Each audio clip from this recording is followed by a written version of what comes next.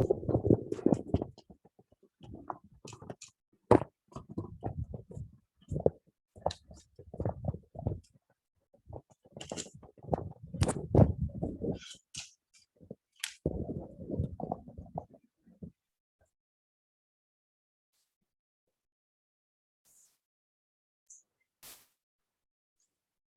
good morning, everybody. My name is Rupa, working as assistant professor in Chevrolet Engineering College, dealing the subject electrical machines 2 for second year triple students R19 batch.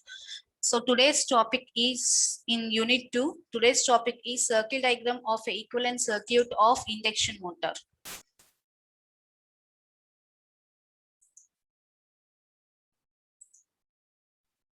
So see here, this is the approximate equivalent circuit of the induction motor what we have taken.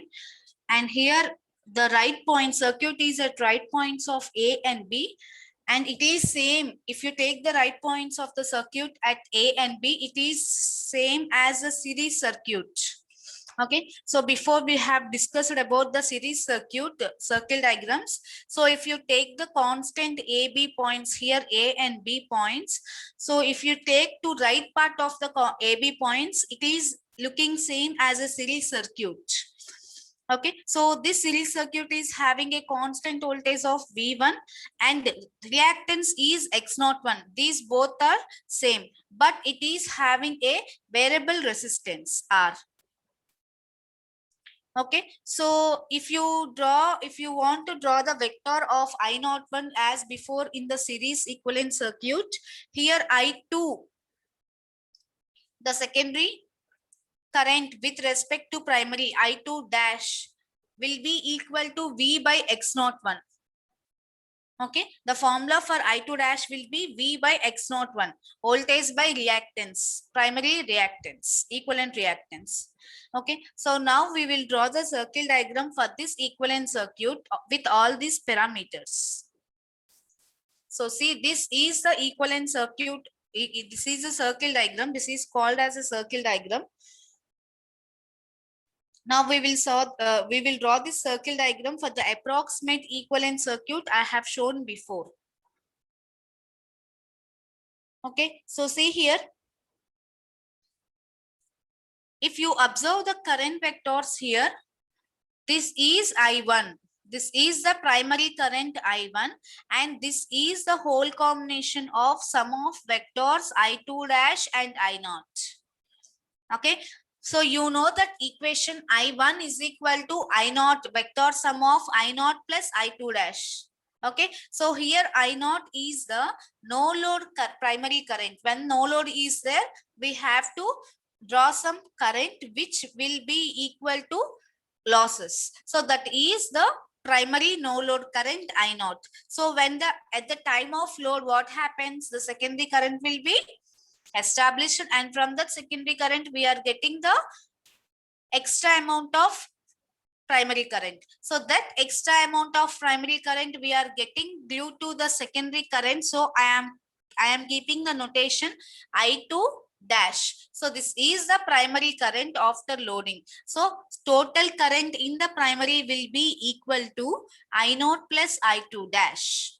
Okay, so by this vector sum, I have to draw the I1 vector like this. This is the I1 vector ending at B, right? So vector sum is I0 plus I2 dash. So total this will be I1. Okay, so first we have to draw this I1, I0, I2 dash. After drawing the vector, you have to start drawing the circle diagram. Okay, so with phase angles, see here you are having these phase angles phi naught, phi 1 and phi 2. So with these phase angles, I am drawing the vectors I1, I0 and I2 dash.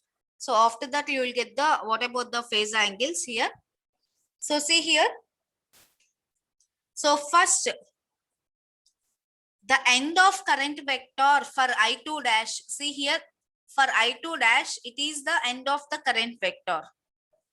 Okay, so at the end of the current vector for I2 dash, there will be lying a circle with diameter V by X01. See here, with end of the I2 dash. With end of the I2 dash, there will be a circle drawing. We are drawing the circle here, semicircle, with the diameter V by x01.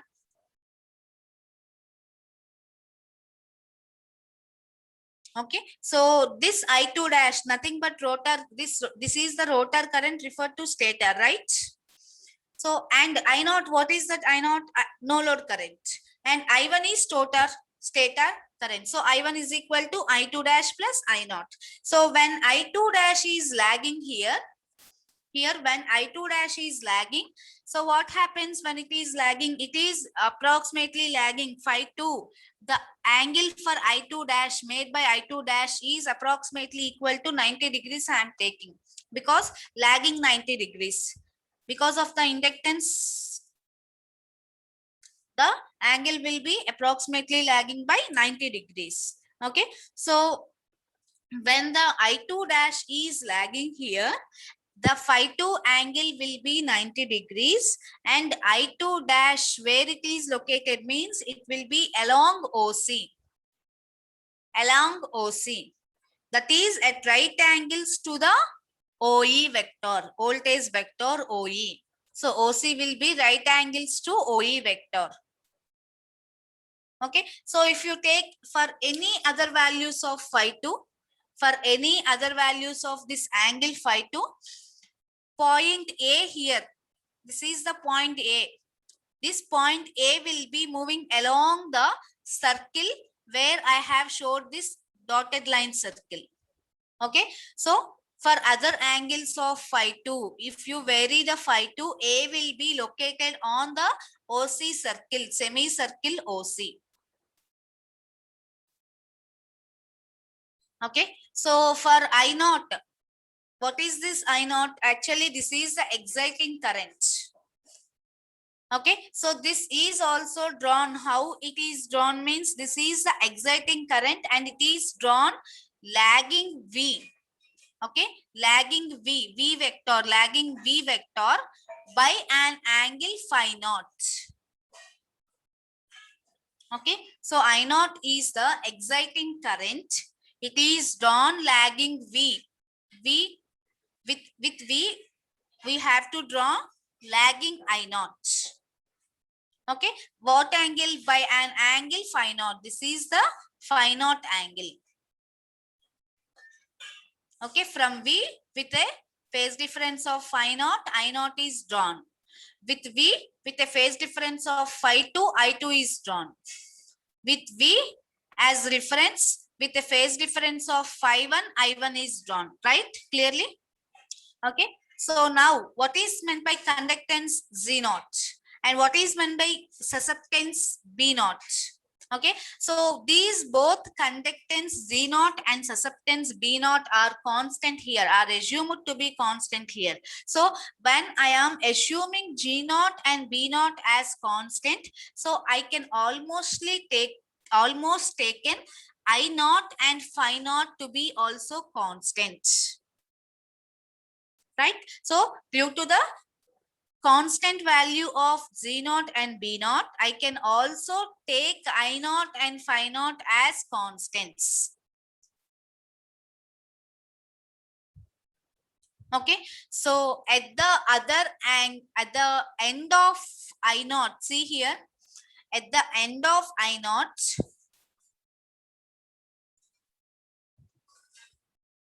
we are having other circle. We are having other circle without dotted lines. This one OC dash. Okay, so this is displaced from the dotted line circle. Okay, so this is displaced from the dotted line circle by a value of I0. Okay, so at the end of I0, there is other circle without dotted lines, which is displaced from the dotted line circle OC by a value of how much? I0 value. So this I1 value will be actually V by X01.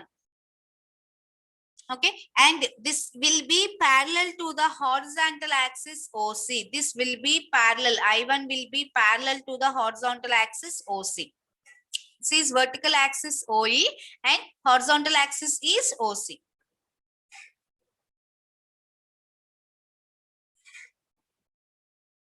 Okay, so for this induction motor, we have to first test the induction motor with different loads. We have to load the induction motor with different loads and we have to test the induction motor. So if you do like this, we get the locus of end of the vector.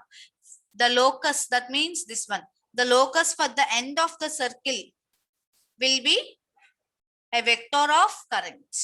Okay, so if you test the induction motor on various loads, the locus of the end of the vector for current is a circle we are getting.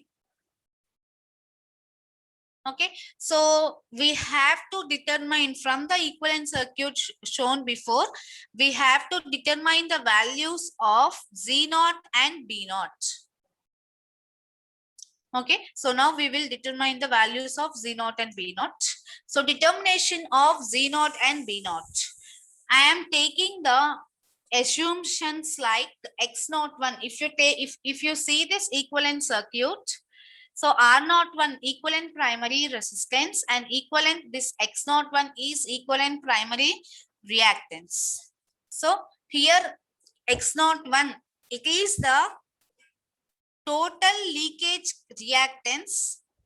From this X01, we can find out Z0 and B0.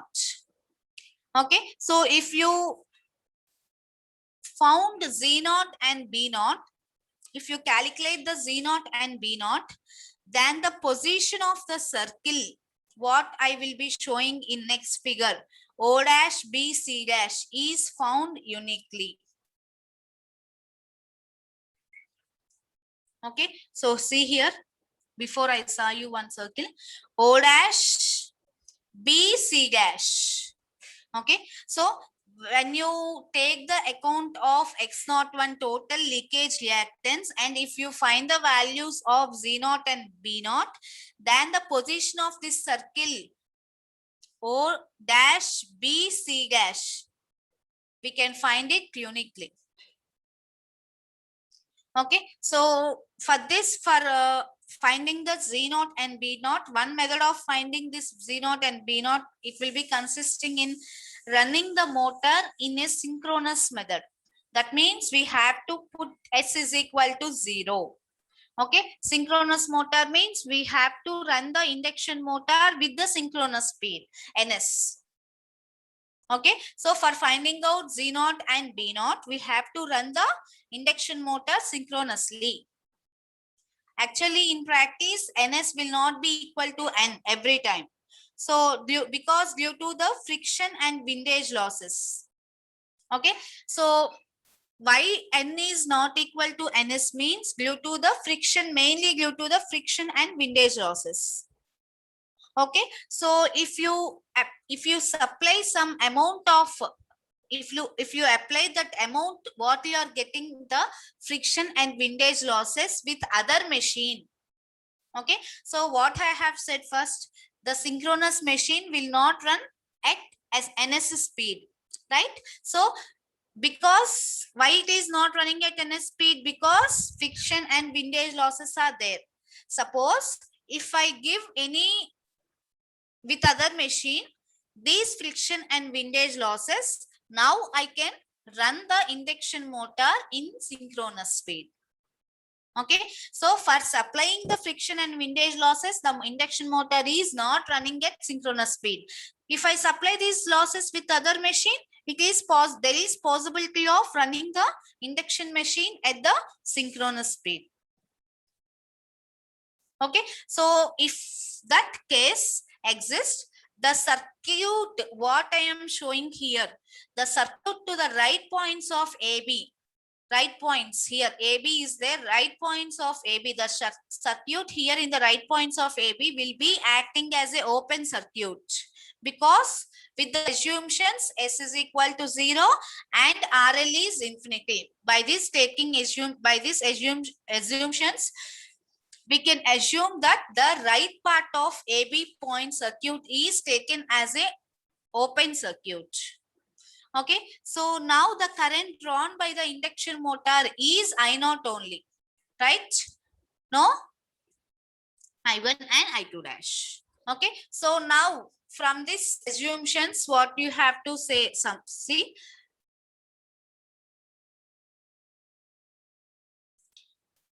here, let I am taking the assumptions. V is the applied voltage. See here, V is the applied voltage per phase. I am taking all per phases only.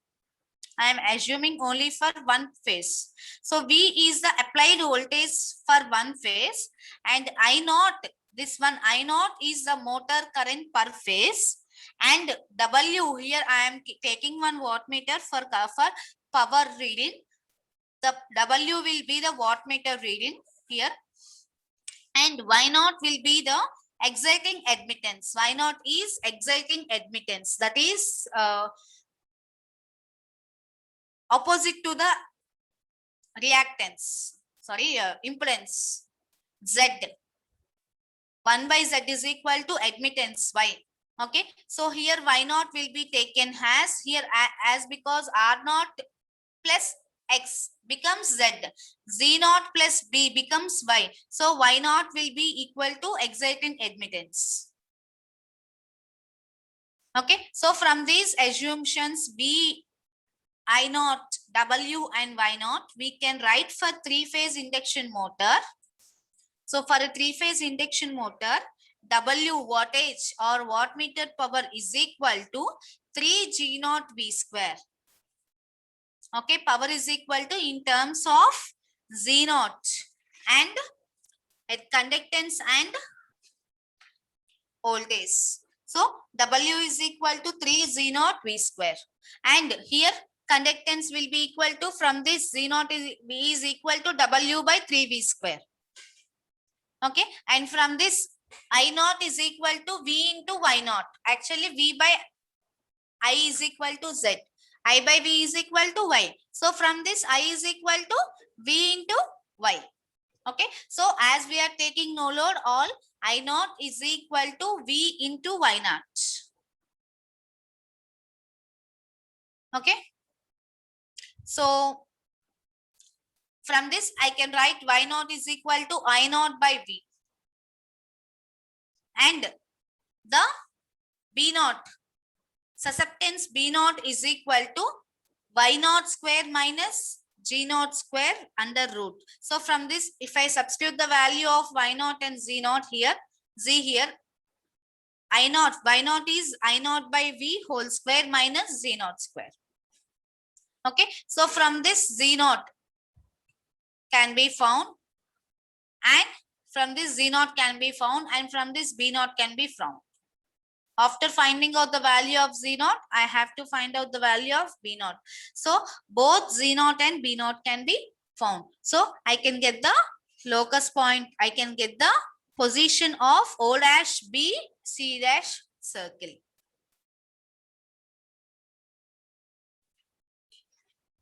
Okay. Next one, there are two different tests of the induction motor. Okay, so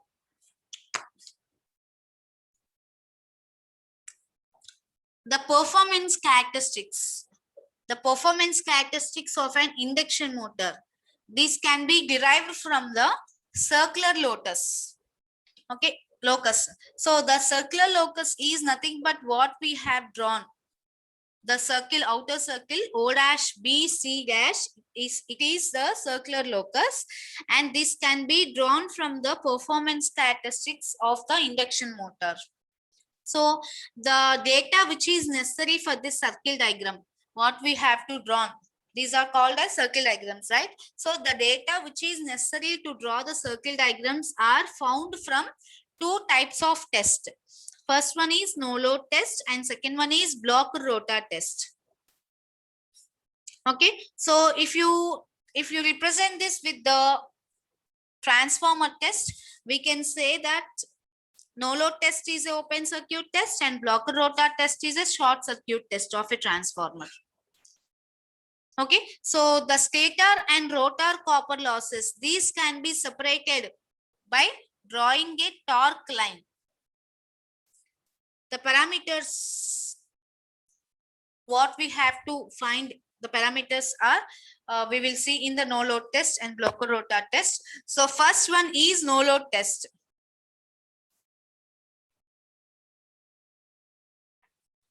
Okay, so if you see here, no load test, suppose in practice, in practically, if you are taking the assumption, it is neither necessary or feasible for the induction motor to run as a synchronous motor. Okay, in practice, but we are in theory we are taking that I have to run the induction motor if I supply friction and windage losses. But practically, is it possible? To some extent only it is possible. Okay, so we have to say that it is not feasible, that is it is not correctly coming, or it is not possible in the terms. So it is not feasible to run the induction motor synchronously.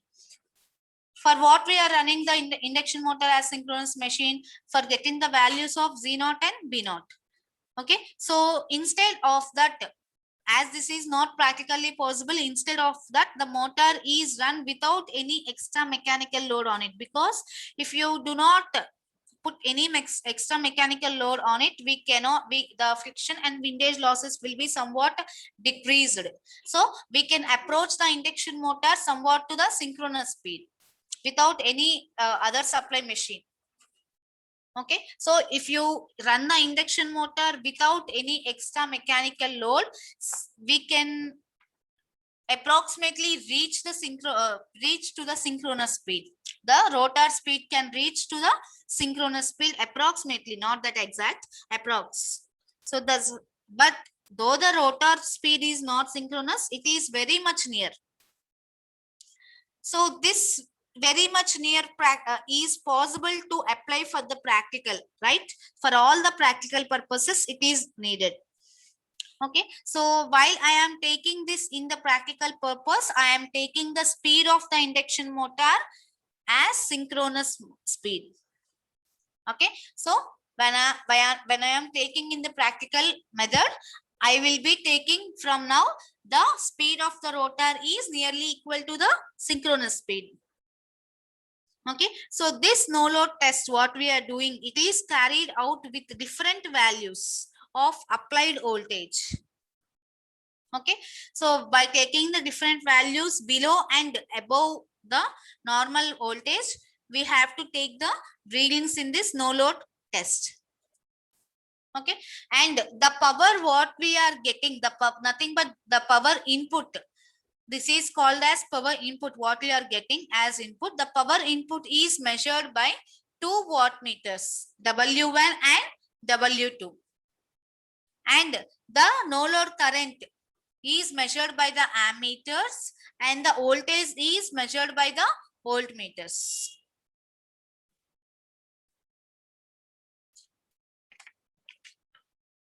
Okay, so these are the measures we are taking to measure the voltage, current and power. Okay, so what we assumed that it is the motor is running at light loads, right? So as the motor is now, we are doing the motor in the light loads, we are running the motor in light loads, we can expect the power factor will also be low. Okay, so actually the power factor will be 0.8 like that. If you are expecting a low power factor, we have to take it less than 0.5. Okay, it may be less than 0.5 also. So hence, as the power factor is low, the total power input will be a difference of 2 wattmeters, W1 and W2. Okay, so actually power will be equal to difference of omega 1, W1 and W2 with cos phi, with power factor. As we are taking the power factor as low value, if you neglect the power factor, then what is the power? Nothing but it is simply the difference of 2 wattmeter readings W1 and W2. Okay, so these readings of the power input W0, I0 and voltage, these are plotted in this diagram. Okay, so this is no load voltage, no load current, no load voltage. These are plotted in this figure. If you extend the curve for W0, if you extend, this is the curve what we have obtained for W0. If you extend the curve for W0, it cuts the vertical axis at point A here. Okay, so this OA, the distance of OA, this OA will be representing the losses due to friction and windage. Due to friction and windage, we are getting this OA losses. Okay, so if you subtract the loss corresponding to OA from W0, then we will get the no load electrical and magnetic losses in the machine. Okay, so this, if you extend this W0 to the vertical axis here, I am getting a point A. This OA will be representing the losses due to friction and windage losses. Okay, so if you subtract the OA value from W0, you will get the no load electrical and magnetic losses in the machine, because no load input is W0 to the motor, consisting of what are the different clauses here. See here, we are having 3 different clauses. First one is no load input W0. It will be consisting of first one, stator, small stator copper loss, that is 3 I0 square R1. 3 I0 square R1, this is the known formula. And second one is stator core losses, WCL 3 G0 V square.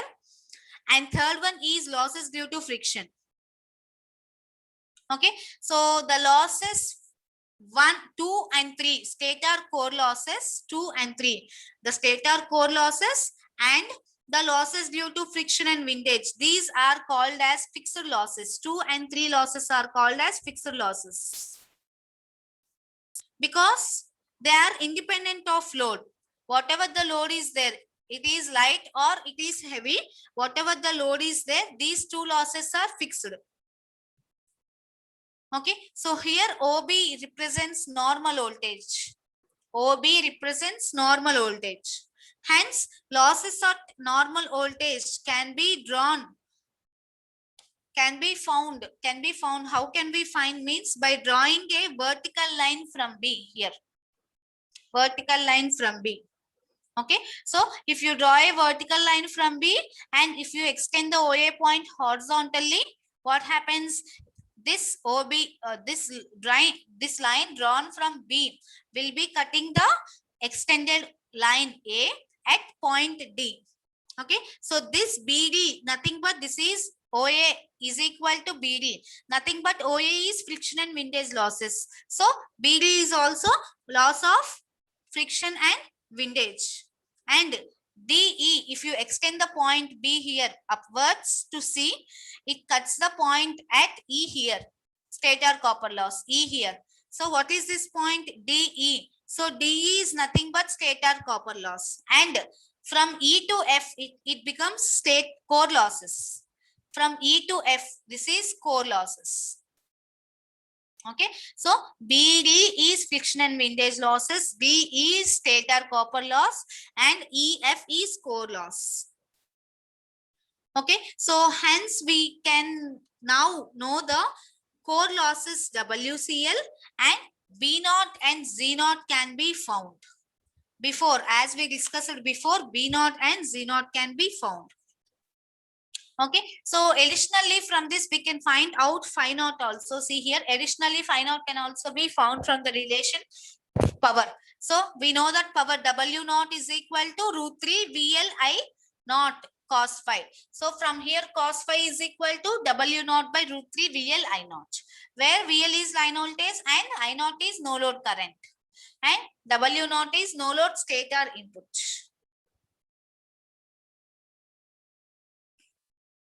Okay, so this is how the no load test will be conducted. On this, you will see one problem. So this is the problem on no load test. See here, in a no load test, an induction motor took 10 amperes and 450 watts with a line voltage of 110. That means W naught, V naught, I naught is given. If stator resistance per phase is 0.05 and friction and windage losses are 135 watts, calculate the exciting conductance and susceptance. So we have to find out the conductance and susceptance. B naught, Y naught, Z naught, 3 you have to find out. Okay. So see, because we have to find susceptance and conductance. Conductance Y naught and susceptance B naught. So for finding B naught, you have to again find the Z naught also. So Z naught here, Z naught and B naught we have to find. Admittance we have to find more for finding the B naught. So admittance is Y naught.